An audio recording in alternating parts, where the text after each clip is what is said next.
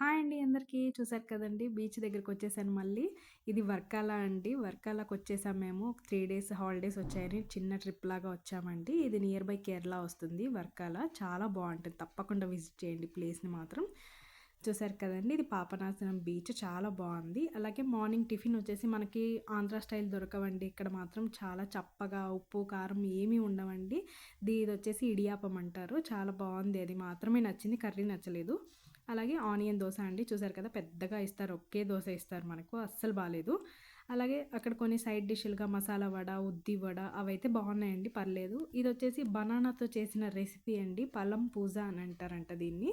చాలా బావుందండి. ఏదో డిఫరెంట్ టేస్ట్ బనానాతో చేశారండి. ఇది మాత్రం సేమ్ చూస్తే బజ్జీలాగే ఉంది. కాకపోతే స్వీట్‌గా ఉందండి. ఇది మాత్రం పలం పూజ అంటారంట. చాలా డిఫరెంట్‌గా ఉంది. నాకైతే చాలా చాలా నచ్చింది. ఒకవేళ మీరు కూడా వెళ్తే అక్కడ మాత్రం ఈ డిష్ తప్పకుండా ట్రై చేయండి. ఎక్కడైనా ఇదే దొరుకుతుంది మీకు. అలాగే బీచ్ దగ్గర కొన్ని యాక్టివిటీస్ కూడా చేశామండి. ఇది పారామోటరింగ్ కూడా చేశామండి. జస్ట్ అలా వెళ్ళి ఇలా తీసుకొస్తారండి 3 మినిట్స్‌లో. చాలా చాలా బావుంటుంది. పైకి వెళ్తాం కదా! బీచ్ మధ్యలో మంచి యాక్టివిటీ అండి. తప్పకుండా ట్రై చేయొచ్చు మీరు కూడా. చాలా సరదాగా అనిపిస్తుంది ఇది మాత్రము. మనకి చూసారు కదండీ రెస్టారెంట్స్‌లో యాక్చువల్‌గా అయితే మనకి బాటిల్స్ లేదా నార్మల్ మినరల్ వాటర్ ఇస్తారు.